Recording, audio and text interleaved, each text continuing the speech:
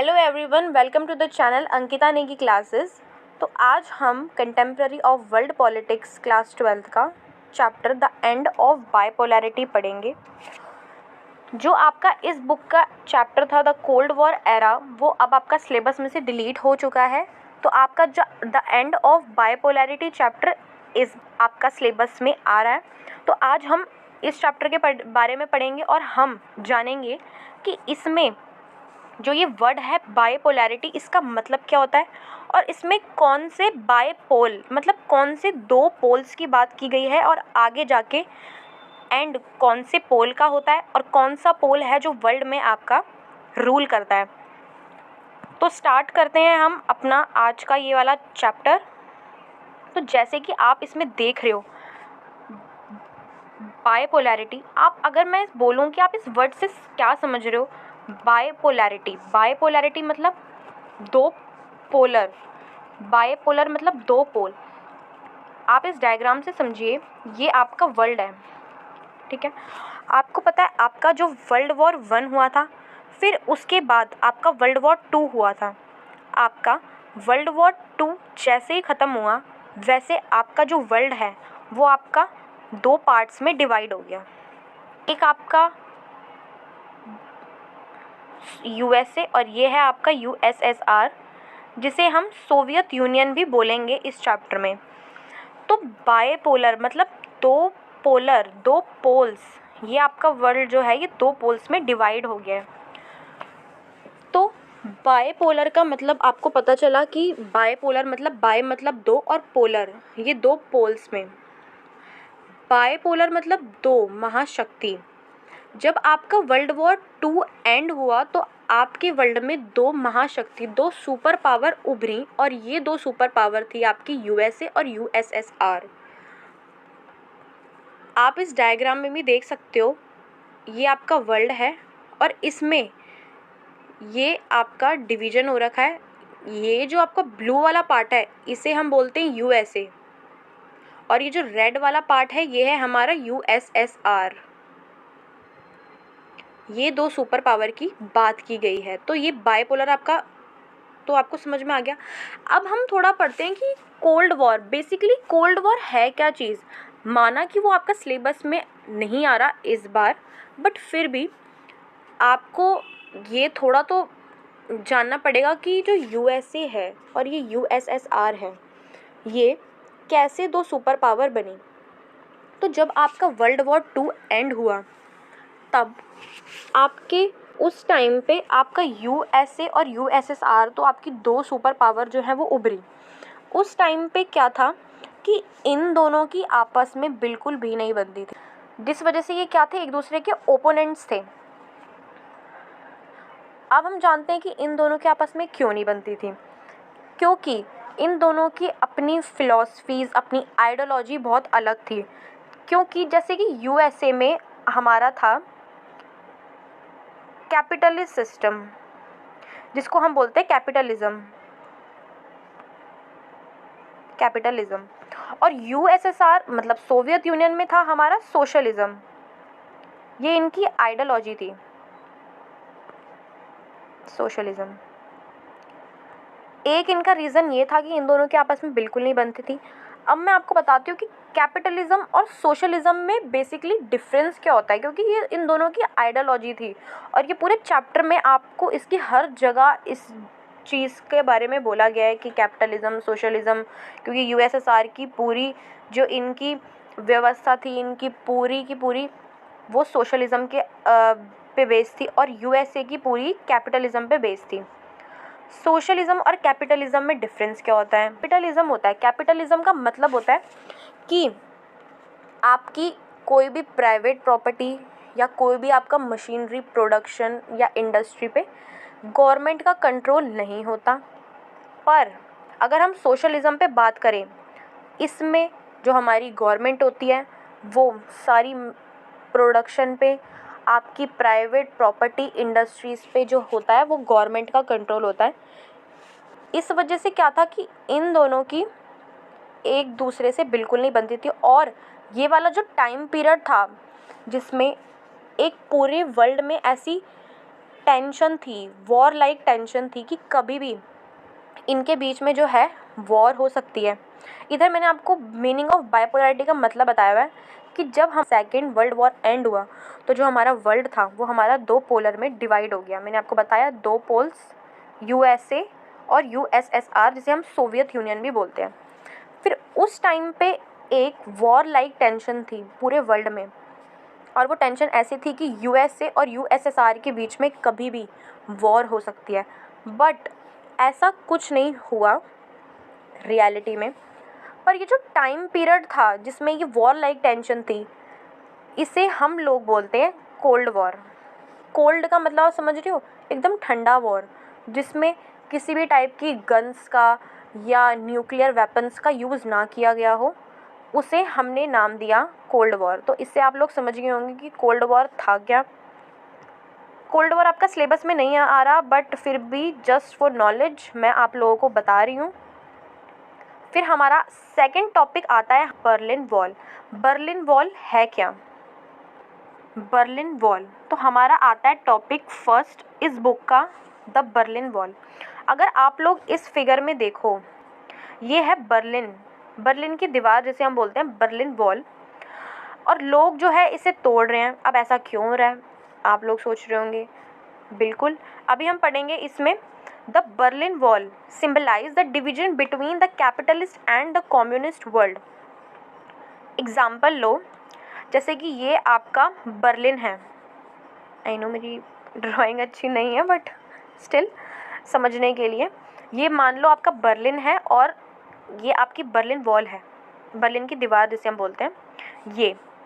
ये सेपरेट करती है ईस्ट बर्लिन को और वेस्ट बर्लिन को। ठीक है, जो ईस्ट वाले थे, यहाँ पे था कम्युनिज्म और वेस्ट में था कैपिटलिज्म। इधर था आपका कम्युनलिज्म और इधर आपका कैपिटलिज्म। कैपिटलिज्म आपने पढ़ा कि ये किसकी आइडियोलॉजी थी? यूएसए की। और कम्युनिज्म किसकी थी? सोवियत यूनियन की। ठीक है, तो अब ओके, तो ये जो बर्लिन वॉल थी, ये एक डिवीजन क्रिएट करती थी, डिवाइड करती थी ये कैपिटलिस्ट वर्ल्ड को और कम्युनिस्ट वर्ल्ड को। ये जो आपकी वॉल थी, ये बनी थी आपकी 1961 में। 1961 में बनी थी, और ये सेपरेट करती थी, मैंने बताया आपको, ईस्ट बर्लिन को और वेस्ट बर्लिन को। ये 150 किलोमीटर लॉन्ग थी, जो कि 28 ईयर्स तक ये खड़ी रही दीवार, पर इसे फाइनली तोड़ दिया गया 9 नवंबर 1989 को। किसके द्वारा? पीपल, ऑर्डिनरी पीपल, लोगों के द्वारा इस दीवार को तोड़ दिया गया। ये आप देख रहे हो कि ये लोग हैं और ये इस दीवार को तोड़ रहे हैं। अब this dramatic event was followed by an equally dramatic and historic chain of events that led to the collapse of the Second World and the end of the Cold War. Germany, divided after the Second World War, was unified. अब ये जो एक dramatic event था, ये जो event चल रहा था यहाँ पे बर्लिन वॉल को तोड़ने का, इसके साथ क्या हुआ? आपका सेकेंड वर्ल्ड, वो अब आप आगे पढ़ोगे कि सेकेंड वर्ल्ड था क्या, किसे बोलते हैं हम सेकेंड वर्ल्ड। और जब आपकी ये बर्लिन की दीवार को तोड़ा गया, तो इस दीवार के साथ साथ क्या हुआ? आपका कोलैप्स, जो हमारा सेकेंड वर्ल्ड था वो भी बिखर गया और हमारा कोल्ड वॉर एंड हो गया। और हमारा जो जर्मनी डिवाइड हुआ था दो पार्ट में, जब हमारा सेकेंड वर्ल्ड वॉर एंड हुआ तो हमारा जर्मनी जो ये दो पार्ट में डिवाइड हो रखा था, ईस्ट बर्लिन और वेस्ट बर्लिन, ये क्या हुआ? ये यूनिफाइड हो गया, मतलब यूनाइटेड हो गया। ये पूरा ईस्ट और वेस्ट बन के ये पूरा एक बर्लिन बन गया। ठीक है, यहाँ तक आप लोगों को क्लियर है? ठीक है, तो हमने अभी इसमें बर्लिन वॉल के बारे में आपके जो क्वेश्चन बन सकते हैं वो एक ये कि बर्लिन वॉल कब बनी, इसे कब तोड़ा गया और ये क्या काम करती थी। Division between the capitalist and the communist world, और आप इसमें लिख सकते हो कि ये सेपरेट करती थी ईस्ट बर्लिन को वेस्ट बर्लिन के साथ। That's it. इससे बर्लिन वॉल के टॉपिक से आपका बस इतना ही क्वेश्चंस बनते हैं। नेक्स्ट टॉपिक आता है हमारा birth of the Soviet union. अब हम पढ़ेंगे कि सोवियत यूनियन था क्या, कैसे बना, और इसकी मतलब क्या क्या इसकी फीचर्स थे, इसकी क्या क्या चीज़ें यहाँ पे ख़राब थी, वो सब हम इसमें पढ़ेंगे। तो हमारा टॉपिक स्टार्ट होता है birth of the Soviet union. Soviet union का जन्म कैसे, बर्थ मतलब कैसे बना सोवियत यूनियन। सबसे पहला पॉइंट देखिए, ये आपको यूएसएसआर की, मतलब ये सोवियत यूनियन को हम यूएसएसआर बोलते हैं, उसकी ये फुल फॉर्म दे रखी है। तो ये कब बना हमारा यूएसएसआर? जब हमारा रशिया में एक सोशलिस्ट रेवोल्यूशन हुआ था 1917।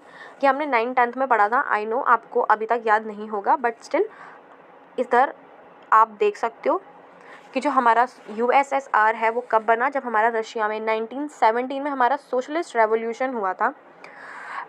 जो हमारा ये रेवोल्यूशन था, हमने अभी पढ़ा था कि जो यूएसएसआर था वहाँ की आइडियोलॉजी थी सोशलिज्म के ऊपर, और ये कैपिटलिज्म के अपोज था।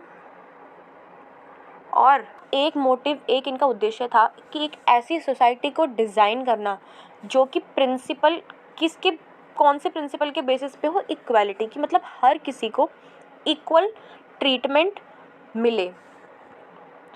The Soviet political system centre around the communist party and no other political party और ओपोजिशन वॉज अलाउड। जो यहाँ का पॉलिटिकल सिस्टम था वहाँ पे केवल और केवल एक कम्युनिस्ट पार्टी थी, और यहाँ पे कोई दूसरी पॉलिटिकल पार्टी और ओपोजिशन अलाउड नहीं थी। सिर्फ कम्युनिस्ट पार्टी ही यहाँ पे रूल कर सकती थी, और कोई पॉलिटिकल पार्टी इलेक्शन करवाने या कोई ओपोजिशन वहाँ पे अलाउड नहीं थी। फिर आता है हमारा the economy was planned and control by the state. जो सोवियत यूनियन की इकोनॉमी थी, अर्थव्यवस्था थी, वो किस प्लान और कंट्रोल किसके द्वारा की गई थी? स्टेट द्वारा की, मतलब राज्य ही इकोनॉमी को प्लानिंग करेगा उस चीज़ की, और कंट्रोल भी राज्य ही करेगा। तो जैसे कि हमने पहले बात करी थी कि सेकेंड वर्ल्ड, इधर हमने देखा collapse of the second world. ये सेकेंड वर्ल्ड है क्या? अब देखो, ये सेकेंड वर्ल्ड एक्चुअली में किसे बोलते हैं? The second world, the countries of eastern Europe were put on the lines of the socialist system. These socialist country were called the second world और द सोशलिस्ट ब्लॉक। आप लोगों को बस ये बात ध्यान में रखनी है कि जो ईस्टर्न यूरोप की कंट्रीज़ थी, उन्हें हम बोलते हैं सेकेंड वर्ल्ड और सोशलिस्ट ब्लॉक। आपका ब्लॉक का मतलब क्या होता है?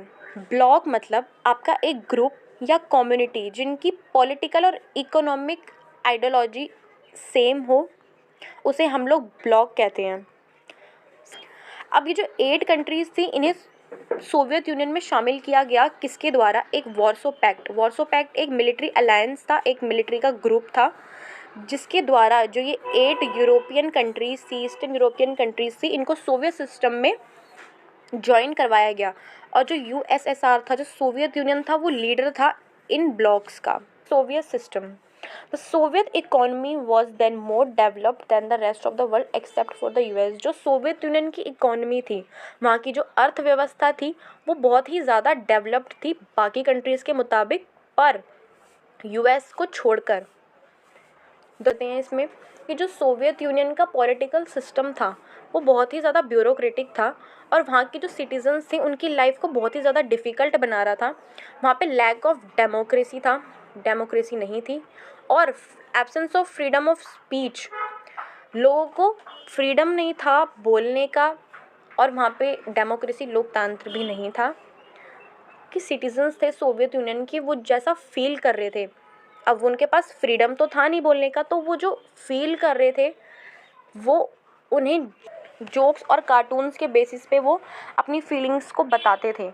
और जो the communist party of the Soviet Union had tight control. और जो सोवियत यूनियन की कम्युनिस्ट पार्टी थी, उसका सिटीजन्स के ऊपर बहुत ही ज़्यादा टाइट कंट्रोल था। The party refuse to recognise the urge of people. जो पार्टी थी उन्होंने लोगों की इच्छाओं को पूरा करने से साफ मना कर दिया। लोगों की जो डिमांड थी, वो जो चाहते थे उसे पूरा करने से जो कम्युनिस्ट पार्टी थी उसने बिल्कुल मना कर दिया। इन 15 different republics that formed the Soviet union, जो हमारा सोवियत यूनियन था वो 15 डिफरेंट रिपब्लिक्स, 15 छोटी छोटी कंट्रीज से मिलके बना था, जिसमें जो एक कंट्री थी रशिया, वो सोवियत यूनियन का पार्ट थी। मतलब रशिया को मिला के 14 और छोटी छोटी कंट्रीज थी सोवियत यूनियन की, जिसको मिला के सोवियत यूनियन बना था। जो रशिया कंट्री थी सोवियत यूनियन की, जो इसका एक पार्ट था, वो क्या करता था, डोमिनेट करता था हर चीज़ को। और जो और रीजन्स, मतलब जो 14 और कंट्रीज़ के लोग थे, उन्हें भी ये जो रशिया था वो बहुत ज़्यादा डोमिनेट करता था, केवल अपनी मनमानी चलाता था। ये बाकी रीजन्स के जो लोग थे वो बहुत ज़्यादा नेग्लेक्टेड फील करते थे। उनको ऐसा लगता था कि उनकी बात बिल्कुल नहीं सुनी जा रही। In the arms race, the Soviet Union manage to match the US from time to time but at great cost. जो सोवियत यूनियन था वो यूएसए को टक्कर देने के लिए, जो सोवियत यूनियन था वो यूएसए की बिल्कुल बराबरी करता रहता था हथियारों के मामले में टाइम टू टाइम, पर एक बहुत ही ग्रेट कॉस्ट, एक भारी भुगतान चुका के the Soviet Union lagged behind the west in technology. अब जो सोवियत यूनियन था, हमने देखा कि एक ईस्ट बर्लिन और वेस्ट बर्लिन था, तो जो वेस्ट वाले थे वो ईस्ट वालों से काफ़ी अच्छी तरक्की कर रहे थे हर चीज़ में। वहाँ का इंफ्रास्ट्रक्चर, वहाँ की टेक्नोलॉजी, वहाँ का कम्युनिकेशन बहुत ही अच्छा था। पर जो ईस्ट वाले थे वहाँ पे इन सब चीज़ों की काफ़ी कमी थी। मतलब जो सोवियत यूनियन था वो वेस्ट से काफ़ी पीछे था टेक्नोलॉजी के मामले में, वहाँ के इंफ्रास्ट्रक्चर के मामले में। और सबसे इम्पॉर्टेंट चीज़ जो आती है वो होती है कि अपने नागरिकों की पॉलिटिकल और इकोनॉमिक मांग, वहाँ की डिमांड, उनकी एस्पिरेशंस को पूरा करने के लिए। अब 1979 में जो सोवियत यूनियन था उसने अफ़गानिस्तान से हस्तक्षेप कर लिया, जिस वजह से जो था तो सोवियत यूनियन का जो सिस्टम था वो और ज़्यादा वीक हो गया, और ज़्यादा ख़राब हो गया। पहले तो ये यूएस को आर्म्स रेस में टक्कर देने के लिए इसने काफ़ी चीज़ों का अपना ग्रेट कॉस्ट इसको चुकानी पड़ी। और तो और इसने अफ़गानिस्तान में जो इसने हस्तक्षेप किया, इन्वेजन किया, इस वजह से इसकी जो इकॉनमी थी, इसका जो सिस्टम था वो और ज़्यादा वीक हो गया। दो वे यहाँ से आपका एक क्वेश्चन बन जाता है कि जब सोवियत यूनियन ने अफ़गानिस्तान में इन्वेजन किया 1979 में, तो उसके क्या कॉन्सिक्वेंसेस निकले, क्या परिणाम निकले। तो उसमें आप लिखोगे कि जो वहाँ की प्रोडक्टिविटी थी, though wages continue to grow, productivity and technology, वहाँ की टेक्नोलॉजी और ज़्यादा गिरती गई वेस्ट के मुकाबले। वहाँ पे कंज्यूमर गुड्स की शॉर्टेज होगी, food imports increase every year, मतलब फूड इम्पोर्ट, वहाँ पे खाने के सामान को लेके आयात, इम्पोर्ट बढ़ता गया साल भर साल। और वहाँ की economy was faltering in the late 1970s and became stagnant मतलब बिल्कुल रुक सी गई। एक टाइम ऐसा है कि वहाँ की जो आपका फैल्टरिंग का मतलब होता है लड़खड़ाना, और स्टैगनेंट का मतलब होता है एकदम रुक जाना। तो जो आपकी 1970s तक आते आते जो इसकी इकॉनमी थी वो बिल्कुल लड़खड़ा सी गई थी। और एक टाइम तो ऐसा आया कि जब इसकी इकॉनमी बिल्कुल रुक गई, मतलब ये ग्रो ही नहीं कर पाए। ठीक है, यहाँ तक आप लोगों को क्लियर हुआ सोवियत सिस्टम के बारे में। अब आते हैं features of the Soviet system. Soviet system के फीचर्स, क्या फीचर्स हैं सोवियत सिस्टम के, ये मैंने आपको पॉइंट्स में बता दिया है इधर मैंने, तो आप केवल इसको पॉइंट से याद कर सकते हो, सिंपल। फर्स्ट इसका पॉइंट है, the Soviet system was inspired by the ideals of socialism and oppose to the capitalist system. Soviet system की आइडियोलॉजी थी वो सोशलिज्म पे बेस्ड थी, हमने पढ़ा सोशलिज्म के बेस पे। वो किसके अपोज, मतलब खिलाफ, किसके खिलाफ थी, कैपिटलिस्ट सिस्टम। कैपिटलिस्ट सिस्टम था यूएसए वालों का, तो ये उसके खिलाफ थी। सेकंड आता है, तो Soviet Union had a planned economy, वहाँ की जो इकोनॉमी थी, वहाँ की जो अर्थव्यवस्था थी वो पूरी प्लान करी हुई थी। Third point, the communist party was dominant, वहाँ पे कम्युनिस्ट पार्टी डोमिनेंट थी। आपने पढ़ा कि जो कम्युनिस्ट पार्टी थी वो केवल वहाँ पे ही, केवल वही रूल कर सकती थी और कोई पार्टी वहाँ पे अलाउड नहीं थी। The facility of minimum standard of living was available to all citizen, मतलब वहाँ पे लोगों को फैसिलिटी, एक मिनिमम स्टैंडर्ड मतलब एकदम नॉर्मल लिविंग, नॉर्मल लाइफ जीने का एक सिटीजन्स को मिनिमम फैसिलिटीज़ थी। लैक ऑफ अनएम्प्लॉयमेंट, ये एक इसका बहुत ही बड़ा एक फ़ीचर आ जाता है, इसकी विशेषता आ जाती है कि वहाँ पे अनएम्प्लॉयमेंट नहीं थी, हर किसी के पास रोज़गार था, हर कोई एम्प्लॉयड था। नेक्स्ट पॉइंट आता है एडवांस कम्युनिकेशन सिस्टम। वहाँ का कम्युनिकेशन सिस्टम बहुत ही अच्छा था। The dominant form of ownership is the ownership of the state. जो डोमिनेंट फॉर्म ऑफ ओनरशिप थी वो क्या थी? Ownership of the state. Next point आता है लास्ट इसका, state control over the means of production. मतलब कोई भी चीज़ का प्रोडक्शन हो रहा है उसका कंट्रोल किसके हाथ में था? स्टेट के हाथ में। ये तो हमने पढ़ा कि हर चीज़ पे किसका कंट्रोल है? स्टेट का। किसी भी प्राइवेट प्रॉपर्टी पे, किसी भी प्रोडक्शन पे, किसी भी इंडस्ट्रीज़ पे जो भी प्रोडक्शन हो रही है, मैन्युफैक्चरिंग हो रही है, उस पे आपका केवल और केवल स्टेट का कंट्रोल था। ये हमें क्लियर हुए हमारे फीचर्स सोवियत यूनियन के, ये हमारी विशेषताएं हैं। तो आता है हमारा मिखाइल गोर्बाचेव। अब हम पढ़ते हैं इनके बारे में कि भाई क्यों इन्हें ब्लेम किया जाता है सोवियत यूनियन के डिसइंटीग्रेशन के लिए, टूटने के लिए, कि इन्होंने क्या रिफॉर्म्स लाने चाहे और इसका मतलब क्या असर हुआ। सबसे पहले कि introduce economic and political reform policies of perestroika. इन्होंने इकोनॉमिक और पॉलिटिकल रिफॉर्म लाने चाहे, बदलाव लाने चाहे, क्योंकि आपने देखा जो कम्युनिस्ट पार्टी का जो सिस्टम था वो कितना ज़्यादा ब्यूरोक्रेटिक था। वहाँ का पॉलिटिकल सिस्टम, जो कम्युनिस्ट पार्टी थी वो कितनी डोमिनेंट थी और वहाँ के लोगों की लाइफ कितनी ज़्यादा डिफ़िकल्ट हो रही थी। तो इस वजह से जो मिखाइल गोर्बाचेव है वो सोवियत यूनियन में इकोनॉमिक और पॉलिटिकल रिफॉर्म्स मतलब बदलाव लाने चाहते थे। उन्होंने पॉलिसीज़ इंट्रोड्यूस करी। Stop arms race with the US के साथ जो हथियारों की होड़ आर्म्स रेस चल रही थी उसको इन्होंने स्टॉप किया। Withdrew Soviet troops from Afghanistan and eastern Europe. जो सोवियत ट्रूप्स थे, जो सेना थी अफ़गानिस्तान में और ईस्टर्न यूरोप में, उसको इन्होंने वापस बुलाया। Help in the unification of Germany. Germany जो पहले डिवाइड था ईस्ट बर्लिन और वेस्ट बर्लिन में, उसे यूनाइट किया। Ended the cold war. जो कोल्ड वॉर है उसे ख़त्म किया। Aimed for the disintegration of the Soviet union. Soviet union के टूटने का कारण इन्हें माना जाता है, इन्हें ब्लेम किया जाता है कि इनकी वजह से जो है सोवियत यूनियन टूटा। तो ऐसा क्या किया इन्होंने कि इतना बड़ा इन्हें ब्लेम मिलता है कि इन्होंने सोवियत यूनियन इनकी वजह से टूटा? तो उसे हम पढ़ते हैं।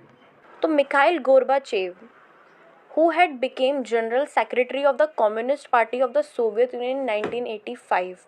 जो मिखाइल गोर्बाचेव हैं ये जनरल सेक्रेटरी, महाध्यक्ष बने कम्युनिस्ट पार्टी के सोवियत यूनियन की।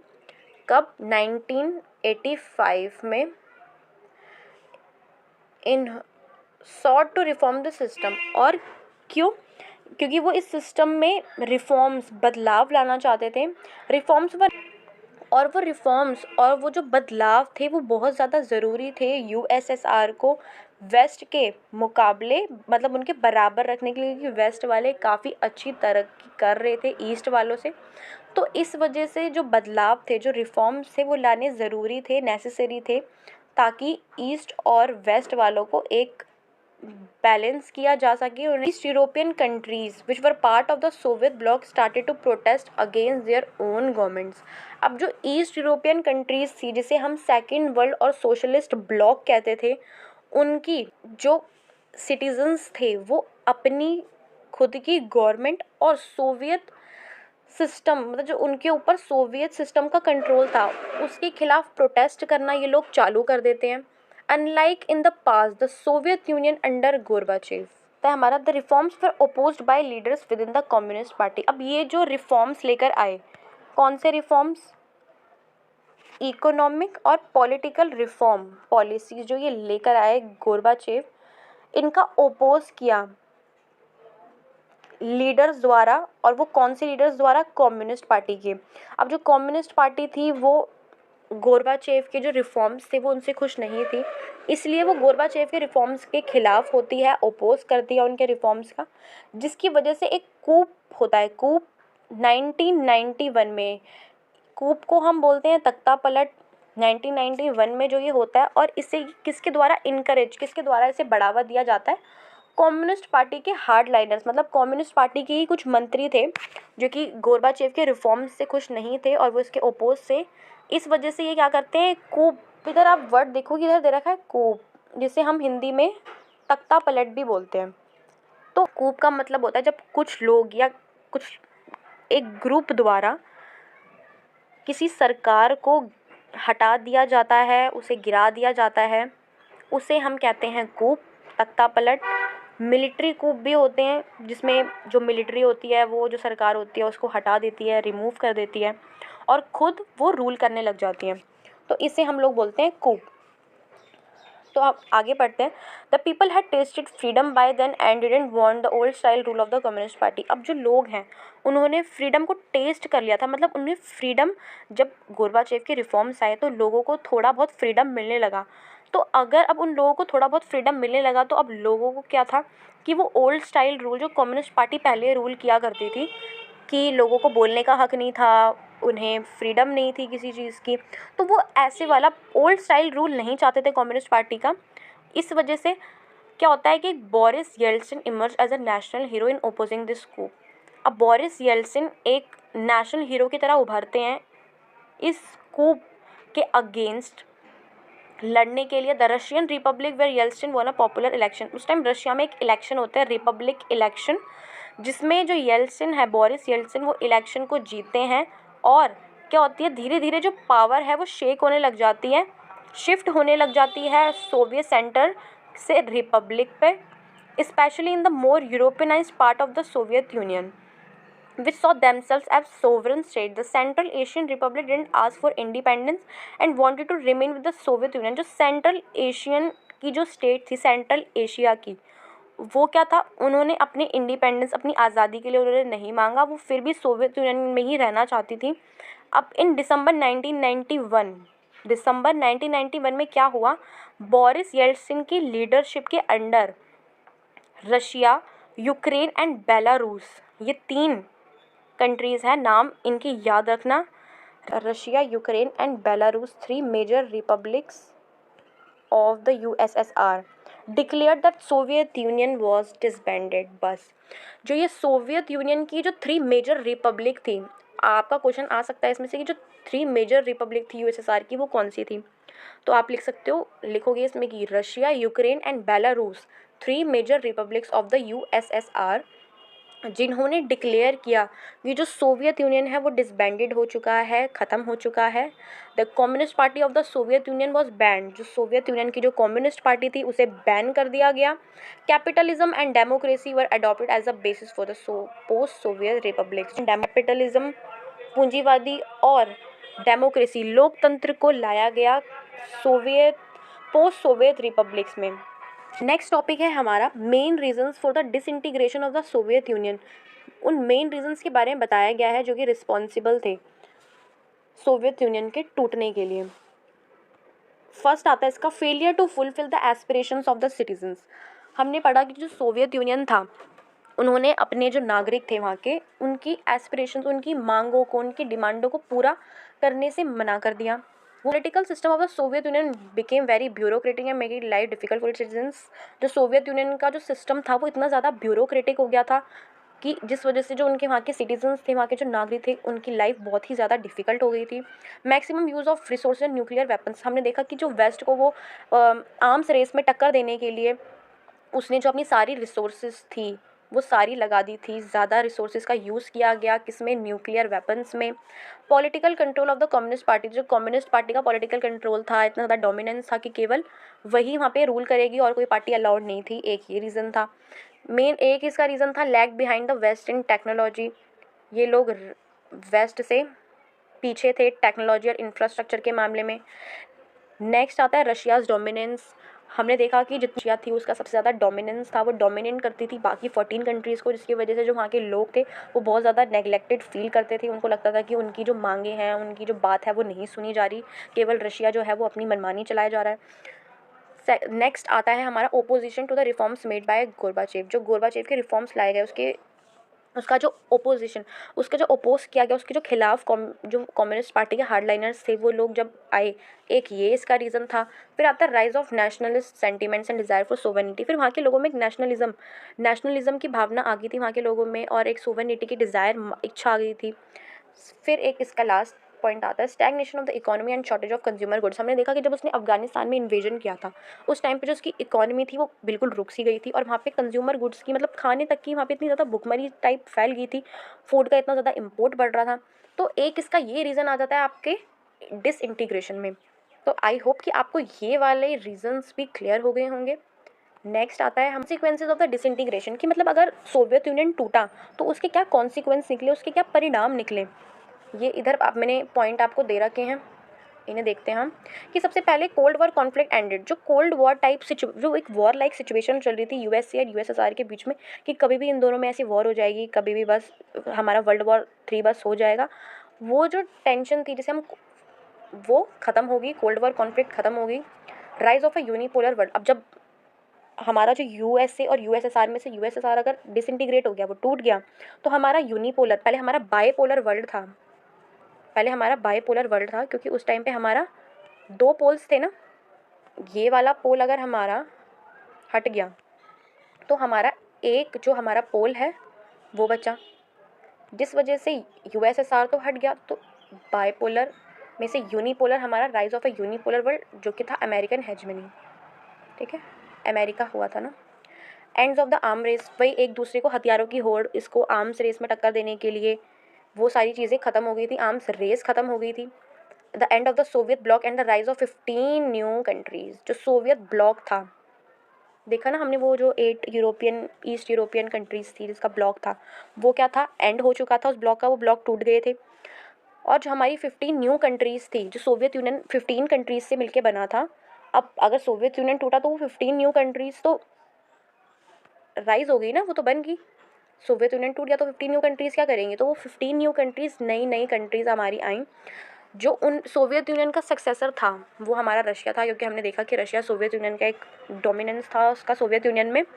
और domination of the capitalist liberal system. अब यूएसए में तो कैपिटलिज्म चल रहा था, तो बस फिर अगर सोवियत यूनियन हट गया, कम्युनिज्म गया, तो कम्युनिज्म गया तो बचा हमारा कैपिटलिज्म। तो पूरे वर्ल्ड में हमारा कैपिटलिज्म डोमिनेशन होने लगा। तो ये हमारे कॉन्सिक्वेंसेस भी हमें पढ़ लिए। आई होप आपको ये क्लियर होंगे। नेक्स्ट हमारे एंड ऑफ बाइपोलैरिटी का पार्ट 1 है। पार्ट 2 नेक्स्ट हमारा आएगा पार्ट 2, जिसमें हम शॉक थेरेपी और उसके फीचर्स और उसके कॉन्सिक्वेंसेस वो सारी चीज़ें पढ़ेंगे। आई होप कि आपको यहाँ तक जितना भी पढ़ा हमने इस चैप्टर से रिलेटेड पार्ट 1 में, इस वीडियो में, वो आप लोगों को क्लियर हो।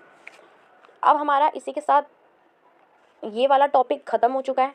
अब मैंने इधर आपको कुछ इंपॉर्टेंट क्वेश्चंस दिए हैं इस पार्ट से रिलेटेड, जो अभी तक हमने पढ़ा इससे रिलेटेड आप हमारे क्या क्वेश्चन बनते हैं, तो आप लोग इन क्वेश्चंस को देख सकते हो। ये काफ़ी ज़्यादा यूज़फुल हैं और ये बहुत ही ज़्यादा, मैं बता दूं कि ये बहुत ही इम्पॉर्टेंट है आपके, तो आप लोग इन क्वेश्चंस को देख लीजिएगा। और एक हमारा आ जाता है कार्टून बेस्ड क्वेश्चन। ये आपको पता ही होगा क्या चीज़ है। इधर आपको पूछा हुआ है, this wall shown in the above picture is related to which country, what is this wall symbol. बहुत ही इजी सा कार्टून है ये आपका। तो ये क्वेश्चन है आपके। मिलते हैं नेक्स्ट वीडियो में इसी चैप्टर का part 2। Thank you so much.